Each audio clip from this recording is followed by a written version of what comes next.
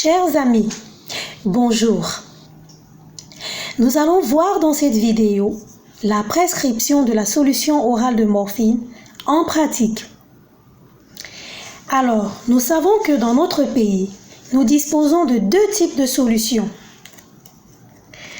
La solution orale dosée à 10 mg pour 5 ml et celle dosée à 5 mg pour 5 ml. Il s'agit de la morphine à libération immédiate. Que faut-il faire avant de prescrire la morphine? S'assurer que nous avons bien évalué la douleur du patient. Utiliser la voie orale autant que possible. Prévoir l'administration de l'analgésique à intervalles de temps fixe. Ça veut dire quoi? 6 heures, 10 heures, 14 heures, 18 heures. Et ne pas oublier, double dose le soir à 22 heures pour permettre aux patients de passer toute la nuit. Se conformer aux souhaits du patient. Choisir des doses adaptées aux besoins du patient. Alors nous supposons que dans les vidéos précédentes, nous avons revu ensemble la bonne évaluation de la douleur et nous savons que nous avons affaire à un patient qui a une douleur évaluée au moins à 7 sur 10 et qui a donc besoin d'un opioïde fort, dont la morphine est celui que nous disposons. Notre solution orale de morphine, nous l'avons là.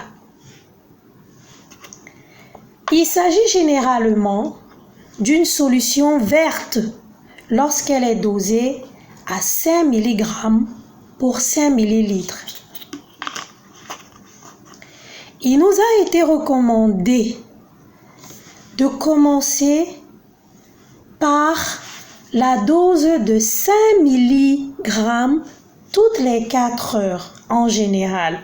Et lorsque nous avons affaire à un patient du 3e âge, à un patient qui présente des insuffisances viscérales, qui présente une hypoprotidémie, nous commencerons par la dose de 2,5 mg toutes les 4 heures.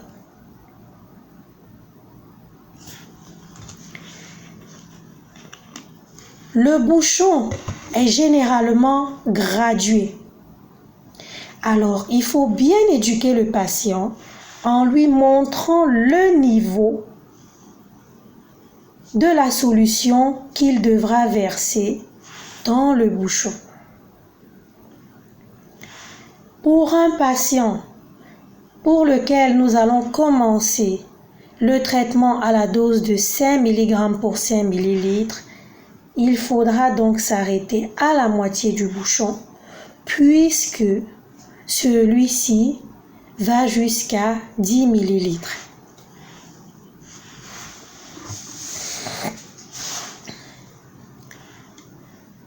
La solution orale est versée dans le contenant et le patient peut la boire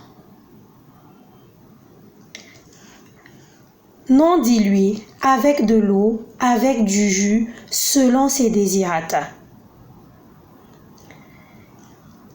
Il sera très important de noter l'heure à laquelle la première dose a été donnée pour pouvoir planifier les autres doses, puisque la solution se donne toutes les 4 heures.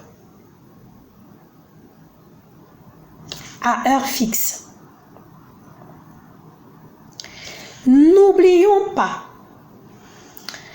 que nous devons toujours planifier le traitement de fond et ensuite une interdose en cas de douleur intercurrente.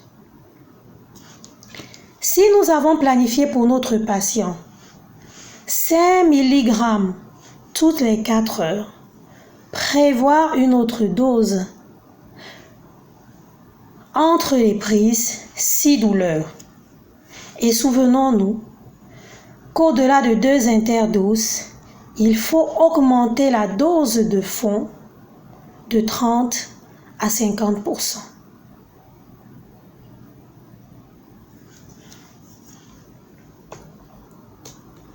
Récapitulons-nous. La posologie de la morphine est de 1 mg par kilogramme de poids par 24 heures. Mais nous vous avons enseigné que dans la majorité des cas, avec la solution orale, nous commençons généralement la dose à la dose de 5 mg toutes les 4 heures, avec une double dose le soir à 22 heures. Ça veut dire 10 mg à 22 heures. La solution doit donc être donnée à 6 heures, à 10 heures, à 14 heures, à 18 heures et à 22 heures, double dose. Nous nous sommes encore dit, pour les patients fragiles de plus de 70 ans présentant des insuffisances d'organes ou une hypoprotidémie, il faut commencer à la dose de 2,5 mg toutes les 4 heures. Mais surtout, ne pas oublier d'évaluer la douleur après 1 heure pour s'assurer que le patient est soulagé. Évaluer la douleur également avant chaque prise, surtout lors de la première administration et au bout de 24 heures, afin de voir le nombre d'interdoses que le patient a prises. Et augmenter les doses par prise de 2,5 mg, tout en donnant double dose à 22 heures. Voilà, j'espère que nous avons bien compris et que maintenant, nous saurons soulager la douleur de nos patients avec la solution orale de morphine. N'oublions pas que la morphine doit toujours être prescrite avec un laxatif. Nous vous avons proposé le bisacodyl, 1 comprimé par jour. N'oublions pas qu'il y a également d'autres laxatifs que nous pouvons donner, les laxatifs osmotiques. N'oublions pas que pour les patients, il peut également y avoir des nausées et vomissements, donc prévoir un antiémétique. N'oublions pas de surveiller également les signes de surdosage. Lorsque le patient commence à être très somnolent, il n'est stimulable que verbalement, ou alors tactilement, ou alors le patient n'est pas réveillable. Attention, il faut penser à un surdosage. Surtout, ne pas oublier d'évaluer la fréquence respiratoire. Lorsqu'elle commence à descendre en dessous de 10, il faut également penser à un surdosage. Le surdosage ne doit pas être confondu au sommeil réparateur parce que très souvent, après des douleurs atroces, plusieurs mois de douleurs atroces, lorsque le patient est soulagé après une prise de morphine, il retrouve très souvent un sommeil paisible qui ne doit pas être confondu au surdosage.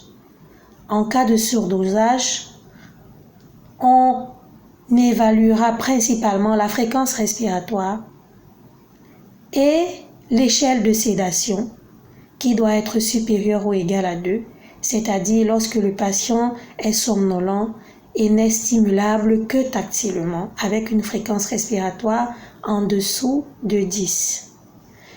Je vous souhaite une bonne journée, tout en espérant que la morphine n'a plus de secret pour vous.